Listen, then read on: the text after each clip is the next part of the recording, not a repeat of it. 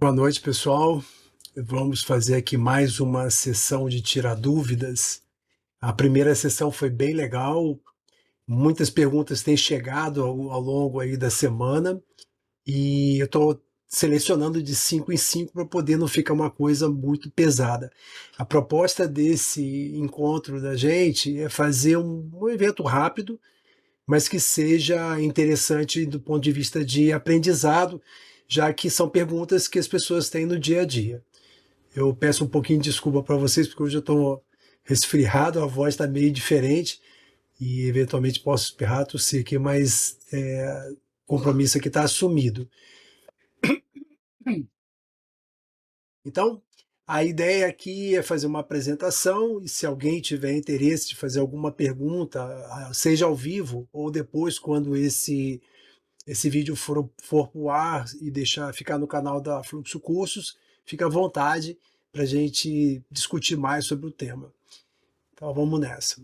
Só antes da gente começar, eu peço a gentileza de quem puder assinar o canal, ativar as notificações, porque isso ajuda esse conteúdo a chegar mais para mais gente que é interessada em Doppler vascular. Eu sei que a população é menor, considerando os maioria dos videomakers aí do YouTube, mas de qualquer forma é interessante que a gente tenha mais gente para a gente poder divulgar o Doppler vascular e melhorar a qualidade do Doppler vascular brasileiro.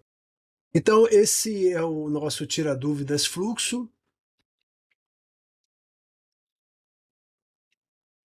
A primeira pergunta que eu selecionei, eu estou tentando selecionar por grau de relevância, é para o cálculo do índice sistólico, necessariamente a VPS da carótida interna e carótida comum deve ser obtida na mesma angulação? Essa é uma pergunta interessante, porque muitas vezes a gente se dá conta, principalmente como eu tenho uma vivência muito grande com residentes e colegas que vêm fazer o curso extensivo comigo, muitos deles começam a aprender Doppler do zero. É comum a gente ter alguns chavões aí, alguns dogmas na cabeça, principalmente aqueles relacionados ao ângulo de 60 graus.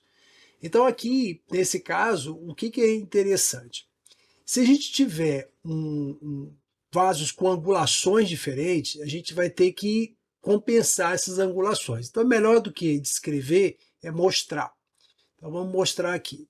Então, eu tenho aqui uma situação que eu tenho uma carótida comum do lado direito da tela e no lado esquerdo da tela a carótida interna. Esses dois vasos, vamos imaginar que não tem uma estenose, que é um controle de stent, mas vamos imaginar que houvesse uma estenose no ponto aí na carótida interna e eu precisasse avaliar com índice sistólico. Repare que nesses dois casos aqui, os ângulos estão semelhantes. Está aqui em amarelo, aqui embaixo, 55 graus, e esse 55 graus, ele está sendo identificado tanto na carótida interna quanto na carótida comum. Aí você vai me perguntar, mas Robson, não tem que insonar 60 graus? Não.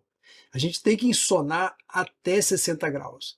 A partir de 60 graus, a taxa de erro é muito grande e a gente deve evitar insonar acima de 60 graus. Porém, 55 graus aqui caiu como uma luva, porque observem que o cursor, essa linha branca que tem dentro do volume de amostra, ele, em ambas as situações e ambas as artérias, está paralelo ao fluxo. Repare que isso depende muito da angulação do eixo do Doppler, que é esse que está aqui. Então, esse eixo do Doppler com essa característica faz com que esse cursor feche um ângulo aqui de 55 graus, tá? Tanto de um lado quanto de outro. Vou puxar aqui que isso está aparecendo até SS. Então, esses 55 graus ficou perfeito, porque o cursor está paralelo ao fluxo, no limite até 60 graus. Repare que os dois vasos estão bastante angulados. Mas, Robson, eu poderia insonar 60 graus? Sim, poderia. Mas esses 60 graus, se você fosse insonar com essa angulação do eixo do Doppler que está aqui, reparem que ia acontecer o seguinte: esse cursor ele ia ficar mais ou menos aqui, e o eixo do Doppler mais ou menos aqui. Então, o cursor não estaria totalmente paralelo. Eu teria que compensar sempre que eu for compensar o ângulo, eu tenho que compensar o eixo do Doppler com o objetivo de manter o cursor paralelo ao fluxo entre, de preferência, 45 a 60 graus, principalmente em carótida, porque a maioria dos equipamentos você vai conseguir isso, mas em vasos abdominais, às vezes até menos que isso. Aqui uma outra situação que nós temos dois ângulos diferentes. Repare que na carótida comum, que está aqui à direita, eu tenho um ângulo de 60 graus. Perfeito, porque para essa angulação do box, para essa angulação do eixo do Doppler aqui, o 60 graus ficou muito bom. E isso, para mim, é satisfatório. Poxa, Robson, mas aqui está 53 graus. Isso não vai fazer diferença? Não, não vai, porque o que importa é esse cursor estar paralelo ao fluxo. Eu poderia deixar esse ângulo aqui a 60 graus? Poderia, mas eu teria que mexer, nesse caso aqui, no box. Eu teria que deixar esse box quadrado, provavelmente, aí esse eixo do Doppler ficaria perpendicular aqui, e com isso, esse ângulo seria corrigido mais ou menos para cá. E aí você teria, sim, um ângulo de 60 graus. Mas, provavelmente, quando nós optamos por fazer essa medida de 53 graus aqui, foi porque, provavelmente, entre ajuste de cor, sensibilidade de cor, sem ter anisotropia, fez com que essa velocidade ficasse satisfatória. A maioria dos equipamentos hoje, eles têm uma capacidade de angular muito o eixo do Doppler. Então, quando a gente fala, alguns equipamentos vão ter o eixo do Doppler sendo angulados junto com o box. Repare que é o caso desse equipamento. Então, o eixo do Doppler aqui, ó, ele está paralelo à parede lateral do box. Então, nesse meu aparelho, quando eu modifico o eixo do Doppler, ele automaticamente modifica o box. Mas existem equipamentos, inclusive dessa própria marca, que hoje você pode, ou até por uma questão de configuração do equipamento, você pode dissociar a regulagem do eixo do Doppler da regulagem do box. E existem outros equipamentos, como por exemplo os da Philips, que à medida que você vai mudando a angulação do eixo, ele automaticamente vai mudando, melhor dizendo, à medida que você vai mudando o ângulo, ele vai automaticamente mudando o eixo do Doppler para que mantenha o máximo possível paralelo ao fluxo, mas mantendo 60 graus. Isso é uma das funcionalidades dos equipamentos Philips que é muito legal. Tá? Mas quem não está habituado com essa funcionalidade pode, em determinado momento, ter um pouco de dificuldade. Da mesma forma que quem está habituado com o equipamento da Philips que faz isso, pode, quando pegar um outro equipamento, ter um pouco de dificuldade. E também existe uma situação que às vezes a gente fica tão confortável com os equipamentos Philips que, sem querer, ele tem um limite para isso, né? O limite é o limite do cursor, ele passa de 60 graus e você às vezes não percebe de tão acostumado que você está que o próprio aparelho corrija para você. E lembrando, essa linha que atravessa o volume de amostra é essa sinal de igual que está aqui. Essa linha que atravessa o volume de amostra é o eixo do Doppler. É por aqui, o Doppler está angulado, o feixe do Doppler está angulado nessa angulação. E essa linha que tem dentro do volume de amostra é, na realidade, o que a gente chama de cursor. Quando a gente fala em ângulo, o ângulo é esse ângulo do feixe do Doppler com o ângulo do cursor. Aquele númerozinho que aparece, 50, 60 graus, é esse ângulo aí, tá? Se a gente tem o cursor paralelo ao fluxo e até 60 graus, perfeito. Essa é a condição que a gente quer, idealmente. Então, não é obrigado você fechar os mesmos ângulos na comum e na interna, porque isso pode gerar falso diagnóstico. Então, se você quer manter 60 e 60 na interna e na comum, e a comum está, por exemplo, muito paralela e o seu aparelho só oblicua o eixo do Doppler em uma ou duas posições, você vai ver que o cursor não vai estar tão paralelo ao fluxo, e se você for manter essa mesma angulação numa carótida interna e que o cursor ficou totalmente paralelo, então, na verdade, você está subestimando a velocidade da carótida comum. Então, muito cuidado com isso, tá? Só para lembrar, eu comentei previamente, há essas variações entre o comportamento do eixo do Doppler perante o box, de acordo com um fabricante ou outro. A segunda pergunta, na avaliação do kinking, além da medida do ângulo, os parâmetros velocimétricos também podem ser usados para avaliar a repercussão hemodinâmica e quais os valores? Essa pergunta é muito legal, porque semana passada eu estava falando com a minha residente que ela me perguntou sobre critérios de kinking, e eu falei para ela que kinking é sempre um problema muito complexo, porque ele é complexo já na magnitude clínica dele. Então, o que a gente faz com o kinking, né? Eu me lembro que na minha vida acadêmica toda, como residente, eu vi 2 cirurgias, e depois que eu acabei a residência eu fiz uma cirurgia que hoje eu questiono se eu teria indicado. De qualquer forma, a gente tem que dar um, um diagnóstico ali quando a gente faz o exame. E quando ela me perguntou isso, eu falei para ela, está na hora de revisarmos essa questão do kinking. E eu fiz uma pequena revisão aqui, eu estou preparando uma revisão mais forte, provavelmente vai ser inclusive a tese, a monografia dela, de conclusão da residência. Nós vamos revisar toda a literatura novamente, o que tem de novo em relação ao Doppler e kinking. Mas a gente já dá para dar uma palhinha. Só para a gente lembrar que a melhor forma da gente classificar os kinkings, isso é através da classificação de METS. A classificação de METS ela foi descrita na final da década de 60, não é uma classificação para Doppler, até porque foi descrita no final da década de 60, quando não existia Doppler como a gente entende hoje. Ela foi descrita a partir de arteriografia, mas ela se presta muito bem para o Doppler. E qual é o objetivo aqui? A gente quer, na realidade, medir o ângulo que esse kinking faz. Eu não vou entrar aqui nos detalhes de kinking, coil, não vou falar especificamente de kinking. Então aqui a gente pega um caso bem típico, que você tem um duplo kinking, né? Uma primeira curva, uma segunda curva, e a gente mediu a angulação do kinking.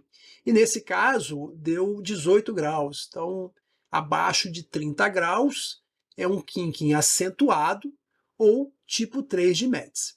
Eu sempre recomendo aos colegas, residentes, alunos ou colegas que vêm me perguntar que a gente não deve colocar kinking tipo 3 de METS, porque quem recebe o laudo, e muitas vezes quem recebe o laudo é um clínico, não faz ideia de o que é uma classificação de METS. Então, o que eu sugiro fazer? Kinking acentuado, põe o grau, né, 18 graus, aí põe entre parênteses tipo 3 de METS. Tá? Então é uma forma de você descrever a classificação, mas não deixar de informar clinicamente o que o colega vai receber ali. Então, aqui um outro tipo, um kinking tipo 2 de METS, né? Então aqui a gente tem 46 graus, né? Vai ficar entre 30 e 60 graus, é o tipo 2, é o moderado, né? E se for abaixo, se for acima de 60 graus, é um kinking leve ou tipo 1 de METS.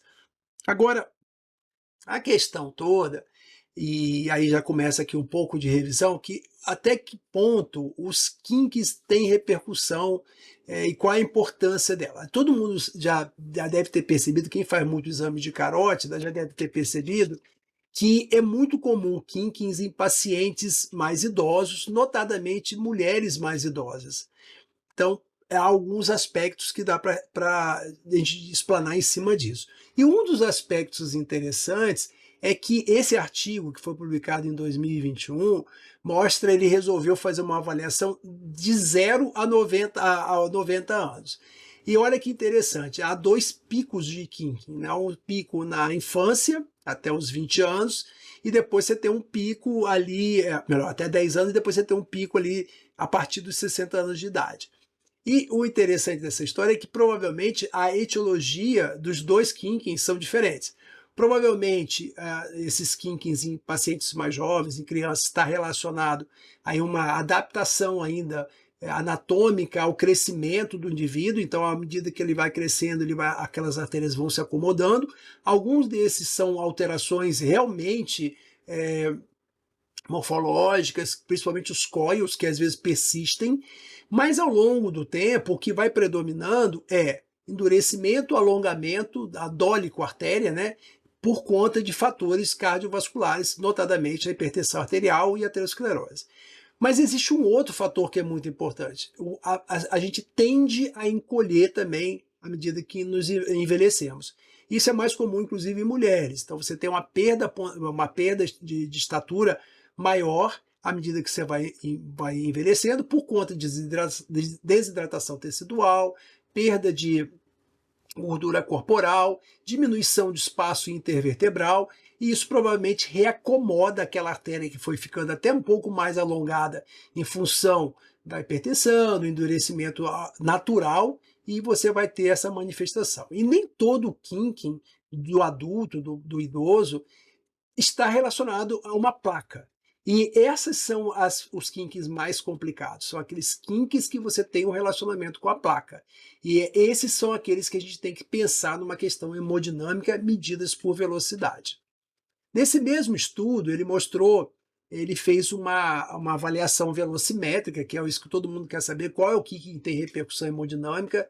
Eu, normalmente, até então, eu venho colocando os meus laudos basicamente com o kinking por classificação de METS, leve, moderado e acentuado, mas depois de ler esse artigo, há um consenso que foi publicado em 2012 e houve um outro consenso agora em 2021. Esse de 2021, 2022, eu não consegui acesso ainda, que é uma revista muito difícil de conseguir o artigo, eu vou tentar procurar conseguir ainda, mas no consenso de 2012, o consenso da União Internacional de Angiologia, ele fala num índice que é o índice comparando a velocidade no kinking com a velocidade da femoral, a velocidade do kink na carótida interna com a velocidade da carótida comum, 2 centímetros proximal à bifurcação. Se a gente lembrar, a maioria de nós aprendeu a medir se tem repercussão hemodinâmica ou não, medindo pré-curva e pós-curva. Aqui, esse artigo não deixa claro exatamente aonde é medida a velocidade. Se a gente medir na curva, a gente tem que fazer uma compensação. Aquele cursor ele tem que tangenciar a curva, isso é muito complicado. Alguns preferem medir no jato pós-curva. O fato é que essa é a proposta. Então, se você medir a velocidade de pico sistólico pós-kink, ali no distúrbio de fluxo, e na carótida, usando como denominador a carótida comum, você vai ter essa classificação. Então, dentro desse consenso, ele sugere que, se você tiver um índice menor que 1,5, você teria um kinking sem repercussão hemodinâmica ou menor, correspondente a uma estenose menor que 50%. Se esse índice for maior que 3,2, corresponderia à repercussão hemodinâmica equivalente a uma estenose maior que 60%. E se esse índice for maior que 3,3, corresponderia a uma correlação hemodinâmica com uma estenose maior que 70%. Veja bem, eu sou bastante cuidadoso com essas avaliações, porque a literatura italiana ela é bem forte nessa questão de kinking, mas eu não me sinto ainda seguro para adotar na prática todos esses critérios assim com muita tranquilidade. Eu ainda vou pesquisar um pouco mais, eu trouxe para vocês a literatura, mas eu estou preparando alguma coisa específica sobre kinking para a gente revisar e para a gente não ficar tão preocupado na hora de lhe dar um laudo, o que nós vamos falar. Só voltando aqui naquele trabalho, olha que interessante. Esse trabalho que ele avaliou as crianças até os adultos, ele pegou aqui, ó, todas as carótidas que tinham anormalidades, que tinham kinks ou coils, em média, esse índice deu 2,1. Aqueles que tinham kink em METS1, o índice deu 1,65. O kink em METS2, em média, 2,2. Esse aqui é o desvio padrão. O kink em METS3, 2,4 e os coils com 1,92. Se a gente jogar aí esse número, esses achados de índice desse trabalho nessa tabela, o interessante é que ficaria tudo ali entre 50% e 59%, vamos dizer assim, entendeu? E é complicado, até que ponto um kinking com mais que 50% seria uma repercussão hemodinâmica clinicamente relevante, né? Então, cuidado, eu ainda prefiro liberar os laudos com uma questão por uma questão prática e reprodutível com o MEDS, né? Até eu ter mais estrutura para poder falar sobre esses índices. Para a prova de Doppler, para quem vai fazer a prova de Doppler, se a gente for lá no guia prático e também no nosso livro de Doppler de carótida, a gente foi bem cuidadoso com isso, porque a gente não sentiu que a literatura é robusta o suficiente, então não acredito que seja cobrado esse tipo de tabelas que estão aqui, apesar de que a literatura da prova é uma literatura já antiga. Esse trabalho também é um trabalho de 2012, mas ele não está citado no guia prático, então a gente tem que tomar cuidado com isso. Então, basicamente, reter para quem vai fazer a prova a literatura recomendada para a prova de título. Aí eu fiz aqui um vídeo, eu espero que rode, vamos lá.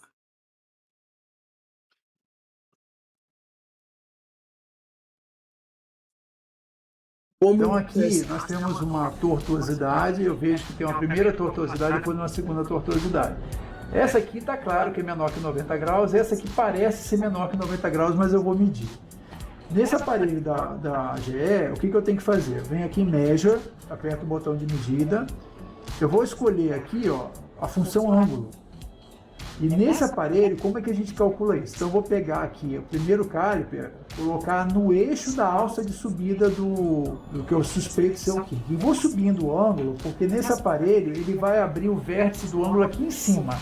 Então eu tenho que imaginar mais ou menos a posição que ele fique, que eu possa abrir o segundo vértice na alça de medida, paralelo à alça de descida do kink. E aí eu tenho um ângulo de 33 graus. Então eu seria aqui no caso um kink moderado, que vai de 30 a 60, ou METS 2. Agora eu vou medir o segundo kink aqui. Eu abro de novo o caliper, escolho aqui o ângulo. Então eu vou usar esse aqui como sendo a alça de subida do kink. Eu vou ter que teria que descer um pouco mais aqui para conseguir medir melhor, porque a hora que eu fizer a alça de descida, você vê que eu não estou completamente paralelo, né? Mas eu vou imaginar que seja mais ou menos por aqui. E aí eu tenho um kink de 21 graus. Então esse seria um METS 3 ou um acentuado, porque está menor que 30 graus. Então essa é a forma de medir nesse aparelho da GE. A medida do ângulo, ele abre a partir do vértice.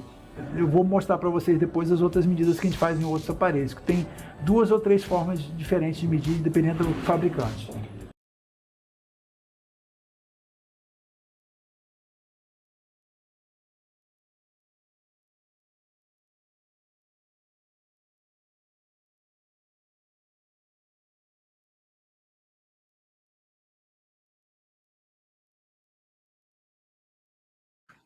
Uma das abordagens que a gente pode ter para avaliar a aceleração de uma artéria é o ângulo de aceleração. Isso é citado lá no guia prático como uma das possibilidades de avaliar a aceleração de uma onda, e uma abordagem até elegante, interessante, mas até onde eu sei, nenhum equipamento consegue fazer essa medida de ângulo de espectral de uma forma online, ali, enquanto você está fazendo o exame.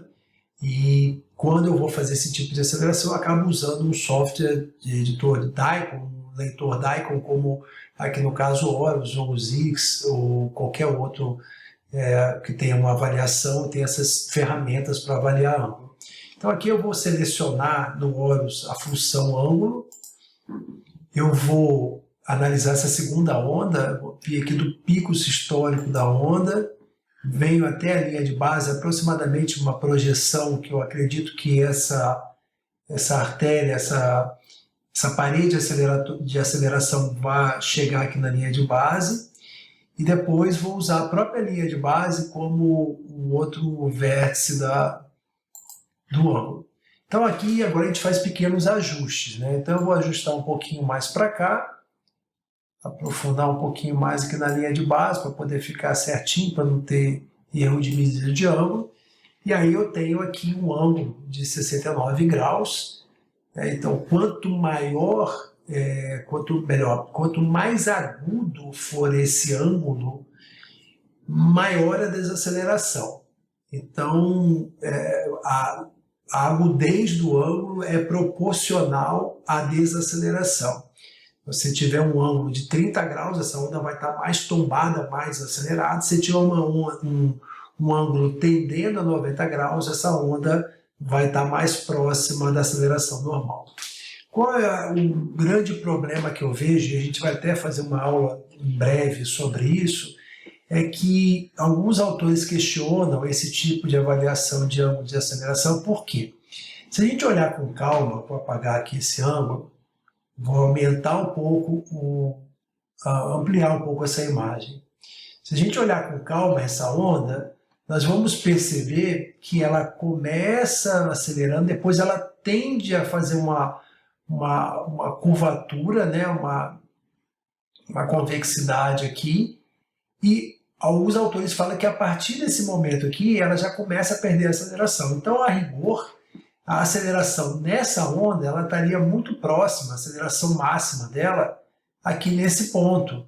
E aí você teria que medir a aceleração levando em consideração essa primeira fase positiva sem perda de velocidade nenhuma. Quando ela começa a desacelerar, aí ela vai chegando próxima do pico. E aí o certo seria você ter um ângulo de aceleração que seria mais ou menos como esse. E aí vocês podem ver que o ângulo mudou, agora estamos com 76 graus. E isso não é muito claro, né, pelo menos do que está lá no guia prático. A impressão que eu tenho é que foi levado em consideração o pico sistólico como referência, mas repare como sobra a onda aqui. Então, esses autores que questionam essa forma de medir o ângulo de aceleração, eles sugerem que a aceleração deveria ser feita com essa projeção, até a onda, quando ela sai dessa tendência de verticalidade, tende a uma tendência de horizontalidade. Por outro lado, aqui nós temos uma onda com uma aceleração rápida. Então nós vamos medir de novo o ângulo, pegar aqui o vértice, o pico sistólico, na verdade. Vamos fazer a projeção aqui na linha de base e depois o outro vértice na linha de base. Corrigir um pouquinho isso aqui para ficar bem paralelo à linha de base. Então reparem que aqui nós temos agora um ângulo de aceleração maior do que a gente tinha no exemplo passado. Então vamos lá. Ao denominar as porções de uma veia, seguimos a direção do fluxo venoso ou anatômica. Então, só para a gente lembrar, para artérias e veias nós vamos considerar o coração como referência. E aí vamos para as pernas. Então, a partir do momento que você está ensonando um determinado local, aquele local que está próximo em direção ao coração é o proximal, e o que está se afastando do coração, do outro lado do transdutor, distante do coração, é o distal. A mesma coisa no membro superior. Então, aqui, o que está próximo em direção ao coração é o proximal, e o que está em direção à mão é o distal. No abdômen, também a mesma coisa, proximal e distal. E na região cervical, que eu tinha trocado os slides, exatamente é o oposto. Então, o distal é o que está cranial e proximal é o que está em direção ao coração. Qual é o local mais indicado de fazer a medida da junção safeno-femoral? Essa é a pergunta bem interessante, porque todo mundo faz essa pergunta. Eu vou falar primeiro os consensos, o que cai na prova, mas depois eu vou falar para vocês o que eu faço. Tá? Então vamos lá. Do ponto de vista de uma junção safeno-femoral como essa, melhor dizendo, um arco safênico como esse, ou crosta de safeno, como a gente chamava antigamente, a gente vê aqui embaixo, aqui nós temos a femoral, aqui a junção propriamente dita, a veia epigástrica inferior ou circunflexa, mas provavelmente é epigástrica, e essa fenda para cá. Quando a gente vai no guia prático para ver qual é o lugar de medida do diâmetro dessa fenda, ele recomenda que seja feito entre a válvula ostial, ou a válvula terminal, e a válvula pré-ostial, até o limite de 3 centímetros da junção. Esse seria o ideal. Quando a gente vai ler o consenso da União Internacional de Flebologia, o que eles sugerem? É assim que está lá, 3 centímetros. Então você vai medir 3 centímetros e vai medir o diâmetro. Tem uma lógica nesses 3 centímetros, porque se a gente analisar do ponto de vista de tratamento cirúrgico, quando a gente vai operar uma safena, você nunca cai aqui, né? Na maioria das vezes você cai mais ou menos por aqui, ou até mais baixo um pouco, e vai dissecando até chegar o mais próximo aqui da junção. Então uma medida de diâmetro nesse ponto, ela não tem tanta utilidade, porque você está medindo, na prática, o último ponto que você vai ver. Então aqui, teoricamente, é onde você vai fazer sua ligadura, numa cirurgia convencional. Tá? Então eu acho que é muito mais interessante que você meça aqui por volta dos 3 centímetros.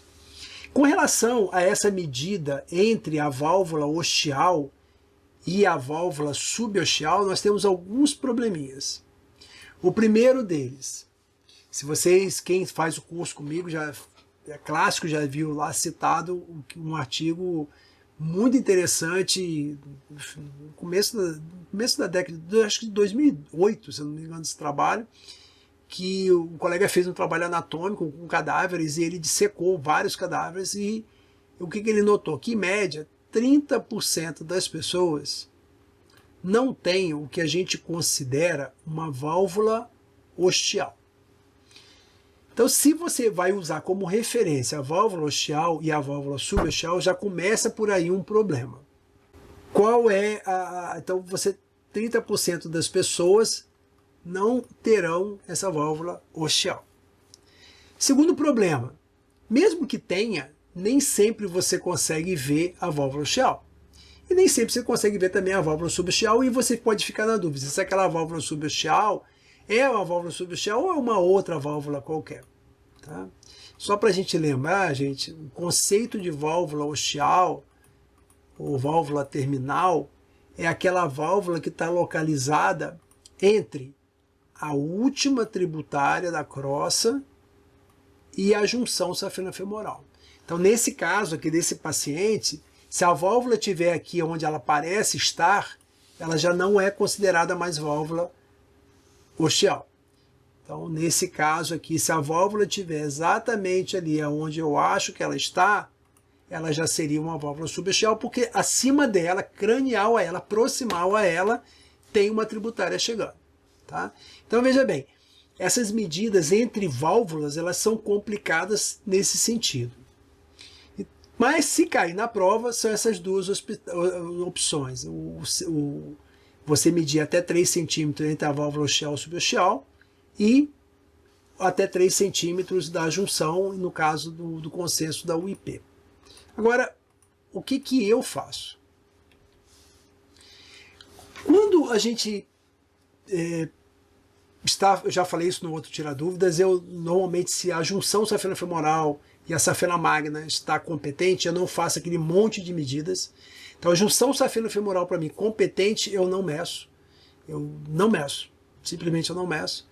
E lembrando que sempre que a gente vai fazer a avaliação de junção safena-femoral, fazer duas manobras. Tanto a manobra de Valsalva quanto a compressão distal. Não porque você vai surpreender uma lesão de válvula ostial, mas justamente ao contrário. Você pode perceber um refluxo a partir de uma tributária usando a manobra de compressão distal que só na Valsalva você não conseguiria.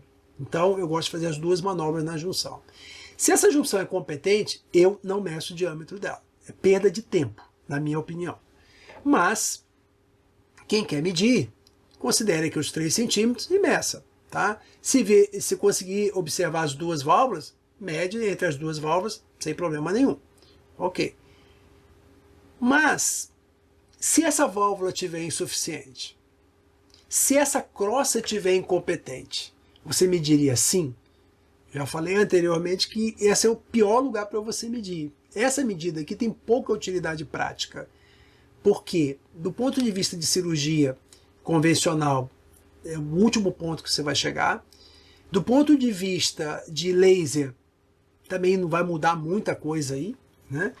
E o que eu faço? Quando ela está insuficiente, eu faço várias medidas. Porque nem sempre você vai ter uma crossa como essa, que apesar de ser dilatada, ela não é uma crossa, ela tem uma dilatação uniforme. Existem situações, e você já deve ter vivenciado isso, que você tem crossas que são assim, ó, formam uma saculação, forma quase um aneurisminha venoso aqui, ou forma outra saculação aqui. Então, esse tipo de paciente, uma medida só, para mim, ela acaba sendo insuficiente. Então, a minha conduta qual é? Se eu tenho uma crossa que a junção é competente e não tem refluxo a partir de tributária, ou seja, toda aquela região do arco safênico é competente, eu não meço, não me preocupo em medir. Por outro lado, se eu tenho uma junção incompetente ou um refluxo a partir de uma tributária de crossa incompetente, que isso vai afetar a conduta que eu vou dar, aí geralmente eu faço mais de uma medida. E eu queria chamar a atenção para vocês, no caso, a técnica a laser. Então, por exemplo, nesse caso aqui, para mim, que eu opero grande parte das minhas cirurgias a laser, o ponto mais importante para mim são esses dois aqui, esses dois segmentos aqui, na verdade esses três, porque aqui eu estava pensando nisso. Porque é aqui que eu vou parar a minha fibra. Minha fibra óptica vai parar aqui. Ah, Robson, você não deixa 2,5 centímetros da crossa? Eu não. Isso aí é um papo para um outro dia.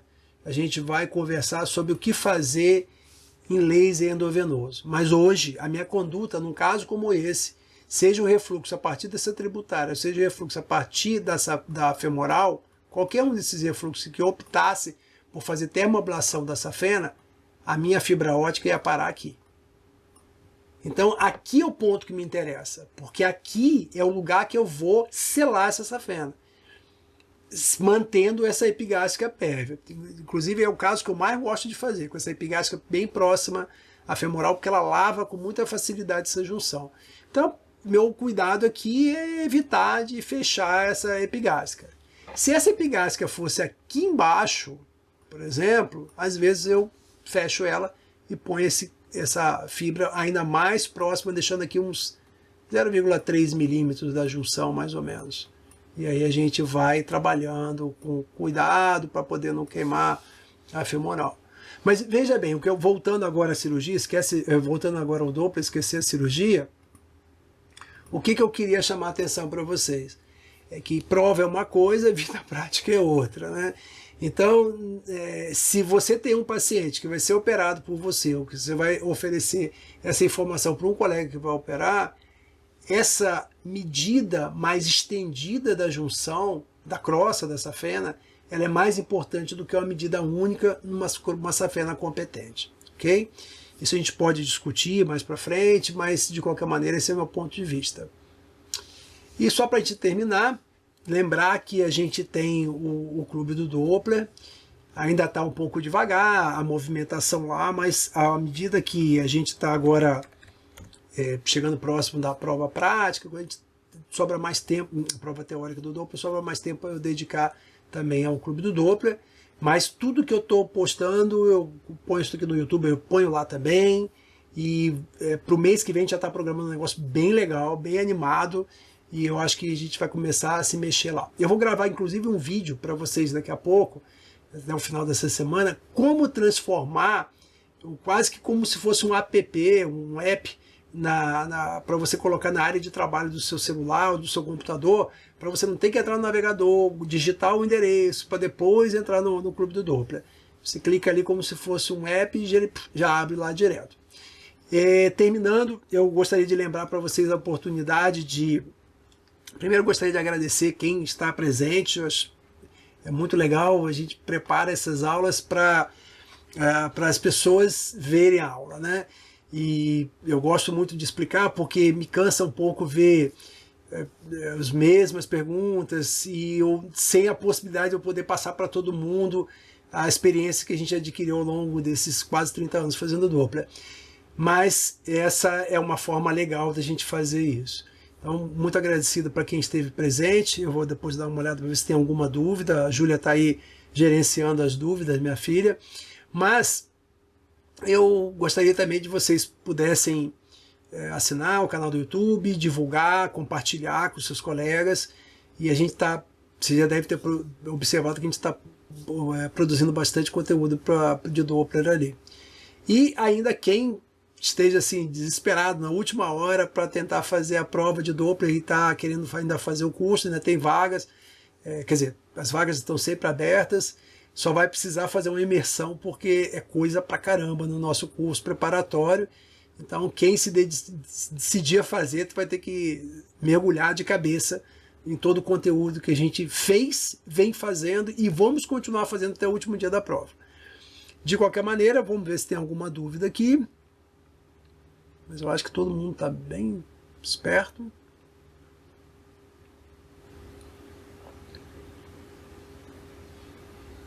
Como eu falo muito também, acabo explicando quase todos os detalhes. Bom, de qualquer maneira, para não atrasar muito a vida de vocês, para só descansar, eu fico aberto aqui. Se tiver dúvidas, pode postar aqui embaixo no vídeo, depois eu vou publicar esse vídeo. E a gente responde tudo, sem problema nenhum. Pode continuar colocando dúvida aqui embaixo. A gente vai coletar essas dúvidas, vamos fazer mais vídeos de dúvidas, que eu acho que isso que no final interessa, não adianta o que eu quero, o que é o mais importante que vocês querem entender. E pode colocar os comentários também aqui embaixo, as coisas que vocês discordam. Lembra que toda vez que eu coloco uma posição do que eu preparo para a prova e o que eu faço na prática, tá? Doppler, gente, é uma área nova na medicina, e se você considerar que 30 anos, 32 anos que Doppler está estabelecido no Brasil, é muito pouco tempo. A literatura ainda é muito, a gente se baseia muito em literatura antiga, tem pouca produção de Doppler, então a gente precisa de produção científica em Doppler, e é importante a gente estar sempre questionando, sabe? Sempre questionando. Toda a especialidade nova, ela tem esse problema. A gente baseia muito naqueles trabalhos que foram estándares no passado, mas equipamentos eram outros, experiências eram outras. Existe um problema que a gente tem, do ponto de vista de produção científica, a gente é muito baseado em literatura americana, e a literatura americana ela é baseada muito em... quem faz os exames são os técnicos, são maravilhosos, fazem muito bem, mas às vezes perde esse detalhe, esse questionamento mais aprofundado e muito baseado assim, em velocidades, índices, e nem sempre a coisa é nesse sentido, né? Às vezes a gente precisa abstrair um pouco mais, como qualquer coisa em medicina, e então a gente tem que estar sempre questionando. Por isso que é importante estar sempre avaliando. A gente vai fazer essa revisão agora sobre kinking, que eu acho que é importante. De vez em quando a gente pega um tema ali e revisa para ver o que tem de mais novo e ver se bate com a experiência que a gente tem. E se não bater, a gente tem que correr atrás e tentar explicar o motivo. Mais uma vez, muito obrigado pela presença. O vídeo vai continuar aqui e a gente se vê nos próximos Tira Dúvidas, nos próximos vídeos ao vivo ou gravados. Boa noite para todo mundo.